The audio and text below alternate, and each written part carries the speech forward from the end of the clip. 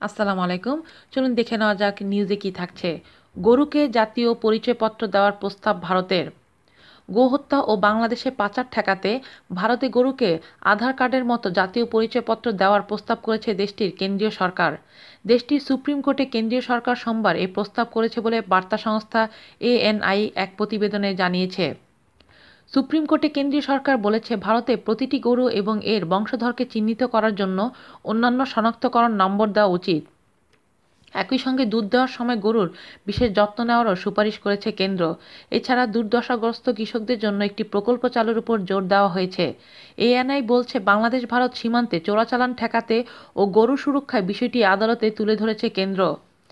ভারতের স্বরাষ্ট্র মন্ত্রণালয়ের যুগ্ম সচিবের নেতৃত্বাধীন একটি কমিটির সুপারিশের ভিত্তিতে এই প্রস্তাব দিয়েছে কেন্দ্রীয় সরকার।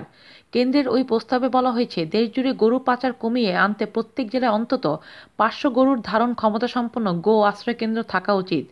এর আগে দেশটির জাতীয় দৈনিক দ্য ইকোনমিক্স টাইমস এক প্রতিবেদনে জানায় গবাদি পশুর কানের ভেতর 12 সংখ্যার অনন্য শনাক্তকরণ নম্বরসহ একটি ট্যাগ লাগালে দেশটির পশুপালন বিভাগ প্রযুক্তিবিদদের নিয়োগ দিয়েছেন। অন্তত 1 লাখ প্রযুক্তিবিদকে এ কাজে নিয়োগ দেওয়া হয়। গরুর কানের ভিতরে কীভাবে পলিইউরেথেন ট্যাগ লাগানো হবে সে বিষয়ে কাজ করাই এই প্রযুক্তিবিদদের লক্ষ্য। প্রযুক্তিবিদরা বলেছেন গরুর কানের লতিতে হলুদ রঙের ওই ট্যাগ লাগানো হবে। নরেন্দ্র মোদীর ডিজিটাল ভারত কর্মসূচির অংশ হিসেবে দেশটির অন্তত 8,80,00,000 গরু ও মহিষের কানে চলতি বছরই এই ট্যাগ লাগানোর লক্ষ্যমাত্রা নির্ধারণ করা হয়েছে। হালকা ওজনের এই ট্যাগ প্রতি খরচ হবে মাত্র 8 রুপি। আজ এ পর্যন্তই, সবাই ভালো থাকবেন। আল্লাহ হাফেজ।